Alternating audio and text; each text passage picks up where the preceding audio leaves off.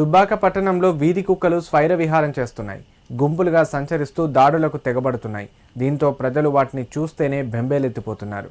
కుక్కల నియంత్రణకు అధికారులు చర్యలు తీసుకోవాలని పట్టణ ప్రజలు కోరుతున్నారు. సిద్దిపేట జిల్లా దుబ్బాక పట్టణ కేంద్రంలో వీధి కుక్కల స్వైర విహారంతో ప్రజలు ఆందోళనకు గురయ్యారు.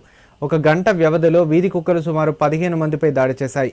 ఇంటి బయట ఉన్న వృద్ధులతో పాటు వీధిలో నడుచుకుంటూ వెళ్తున్న బాటసారులపై కుక్కలు దాడి చేయడంతో తీవ్రంగా గాయపడ్డారు. స్థానికులు కుక్కలను తరిమికొట్టి గాయపడిన వారిని దుబ్బాక ప్రభుత్వ 100 పడకల ఆసుపత్రికి తరలించారు. దుబ్బాక మున్సిపాలిటీలో పిచ్చి కుక్కలు అధికంగా పెరిగిపోయాయని, మున్సిపల్ అధికారులు స్పందించి వెంటనే వీధి కుక్కల బెడద లేకుండా చూడాలని పలువురు కోరుతున్నారు. అనేకసార్లు వీధి కుక్కలు ప్రజలపై దాడి చేస్తున్నా ఎందుకు స్పందించడం లేదంటూ ఆగ్రహం వ్యక్తం చేశారు. ఈ సందర్భంగా వైద్యాధికారి సంజీవ్ కుమార్ మాట్లాడుతూ ఒకే గంట వ్యవధిలో ఆసుపత్రిలో 10 నుండి 15 కేసులు నమోదు కావడం జరిగిందన్నారు. వారికి టీకాలు, వ్యాక్సిన్ అందజేయడం జరిగిందని, ప్రజలు అధైర్యపడవద్దని, డాగ్ బైట్కు దుబ్బాక ప్రభుత్వ ఆసుపత్రిలో వ్యాక్సిన్లు అందుబాటులో ఉన్నాయన్నారు. ప్రతి ఒక్కరూ కుక్కలకు దూరంగా ఉండాలని సూచించారు. కాగా కుక్కల దాడిలో ఒకరికి తీవ్రంగా గాయాలు కావడంతో సిద్దిపేట ప్రభుత్వ ఆసుపత్రికి రెఫర్ చేసినట్లు ఆయన తెలియజేశారు. సిద్దిపేట జిల్లా దుబ్బాక మున్సిపల్ పరిధిలో దాదాపు 15 మంది కుక్కలు వచ్చింది.